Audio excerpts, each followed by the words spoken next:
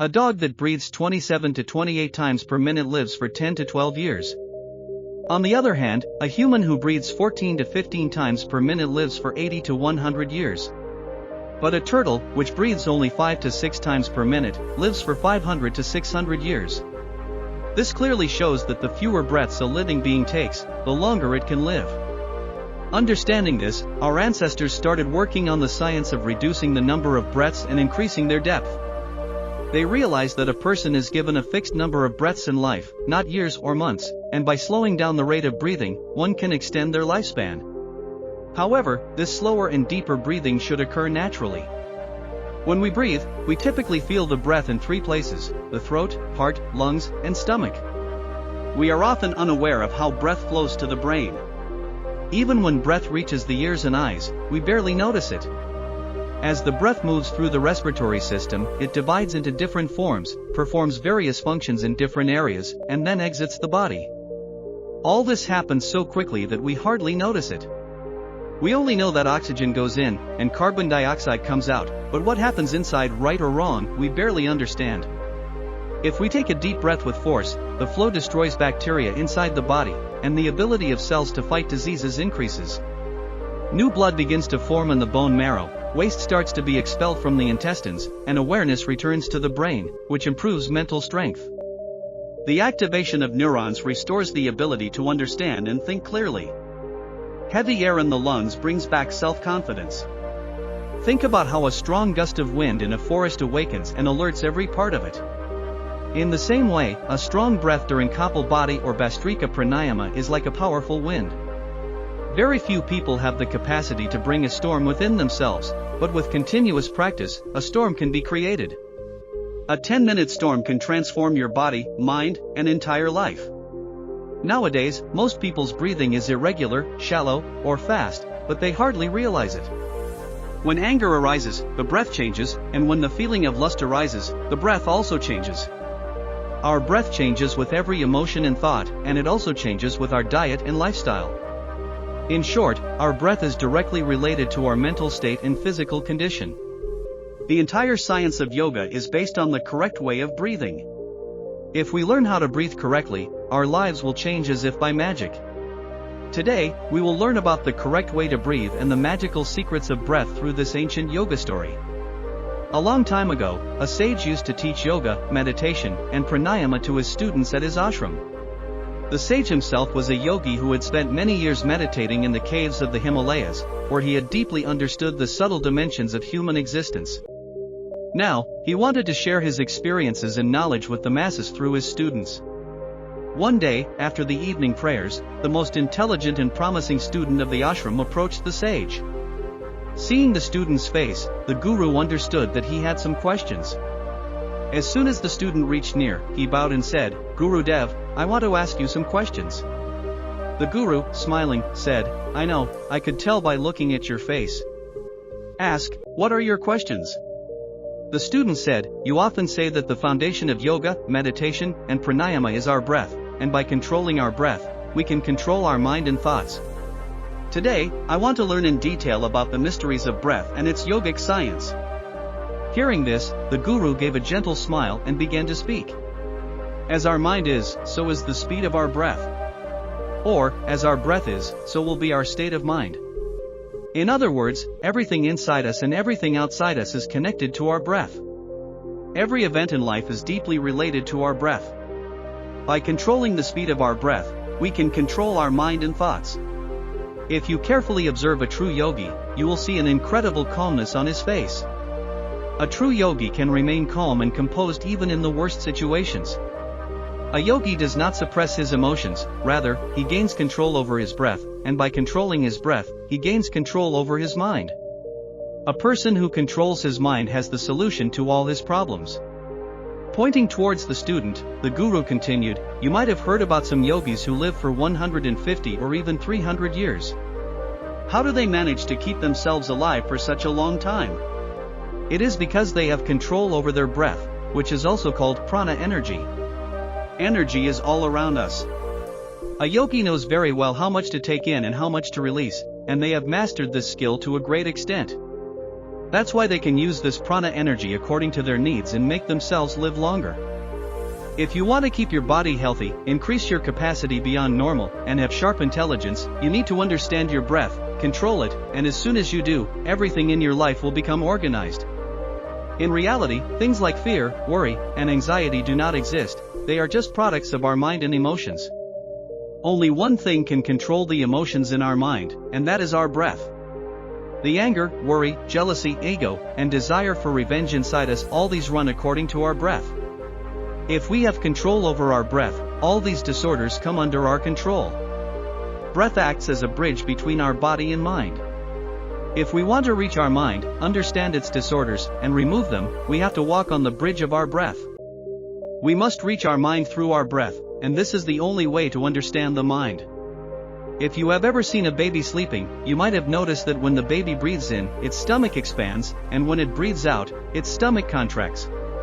In other words, a baby breathes with its stomach or diaphragm, which is the most natural and correct way of breathing. Because of this deep and long breathing, the baby's mind remains light and cheerful, and its body functions more naturally. You might have observed that a baby does not hold on to any thought for a long time and does not stay angry with anyone for too long. Even if it is scolded or punished, it soon forgets and gets absorbed in its play. A baby remains so simple because its breath flows naturally through the diaphragm. For the baby's body to develop, it needs more energy, and for more energy, it needs longer breaths. That's why nature has given it longer breaths. However, this long breath has been given to every human being, but over time, due to some unnatural changes in life, humans have shortened their breath. Instead of breathing from the diaphragm, they breathe from their chest. The shorter our breath, the more we will be filled with worry and nonsense. The longer and deeper our breath, the happier and more peaceful we will be. The Guru continued, a person breathes 14 to 15 times per minute. Breath is directly related to our mental state and our physical vibration. If the number of breaths taken in a minute drops below 11, we will start to understand many vibrations around us, like the sounds of animals. You might have heard that even fierce animals like lions and tigers behave like tame cats in front of some yogis. This happens because those yogis have reduced their breathing rate and established communication with the sounds, emotions, and vibrations of animals. If the number of breaths taken per minute drops below 9, it becomes easier for us to understand the work that trees and plants are doing. If our breath rate drops below 6 per minute, we can understand how gravity works. The vibrations of heavy objects and the world associated with them become clear to us. In other words, the nature of the universe can be understood, and at such a stage, many yogis and sages predict the mysteries and events happening in the universe. The more stable our body is, the fewer breaths we take. If we bring our entire body to a certain level of stability and do not breathe too fast, our direction in life continues to grow. According to yoga science, a yogi can do many things by controlling his breath that is beyond the life of an ordinary person.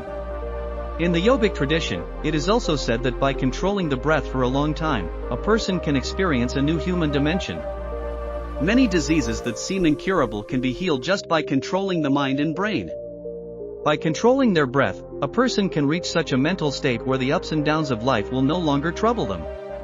Some people might think these things are just stories because normally, people do not do such things, and anything they don't believe in is labeled as superstition.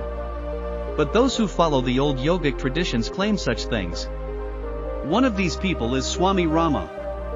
Swami Rama used to live in the caves of the Himalayas and began practicing yoga techniques from childhood. In 1970, Swami Rama visited an American research laboratory.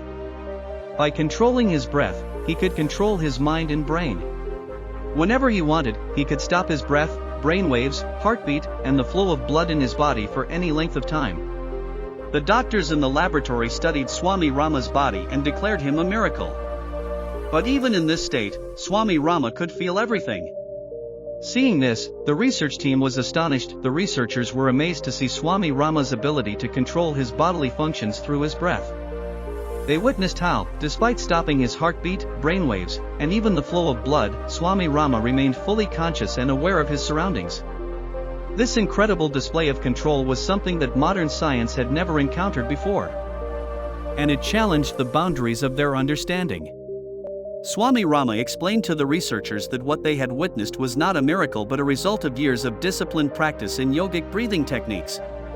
He spoke about the deep connection between breath and the mind, emphasizing how controlling the breath could lead to mastery over the mind and, consequently, the body. Swami Rama shared that by mastering breath, a person could tap into the vast potential of the human mind, leading to higher states of consciousness and even physical health benefits. He further explained that every emotion, every thought, and every physical sensation was closely tied to the rhythm of our breath. By learning to control this rhythm, one could not only maintain a calm and peaceful state of mind but also heal the body from various ailments. The researchers, though skeptical at first, could not deny the evidence they had seen with their own eyes. Swami Rama's demonstration led to a deeper collaboration between the yogi and the scientific community. They began to explore how ancient practices could be integrated with modern medicine to create more holistic approaches to health and well-being. Swami Rama was hopeful that this newfound understanding would help people see the value in ancient wisdom and encourage them to explore the power of breath in their own lives. Back at the ashram, the guru continued to teach his students the art of pranayama, emphasizing that these practices were not just for extraordinary feats like those of Swami Rama but were tools that could enhance the quality of everyday life. He taught them that with regular practice, they too could experience the subtle yet profound benefits of controlled breathing, greater mental clarity, emotional stability, and improved physical health. The student, who had asked the guru about the mysteries of breath, began to practice with renewed enthusiasm.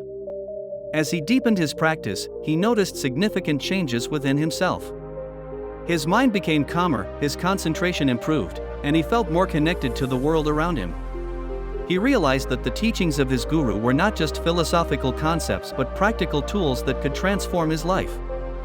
Over time, the student became more proficient in the art of pranayama. He learned to regulate his breath in different situations. Whether he was facing stress, anger, or fear, he could now remain centered and composed.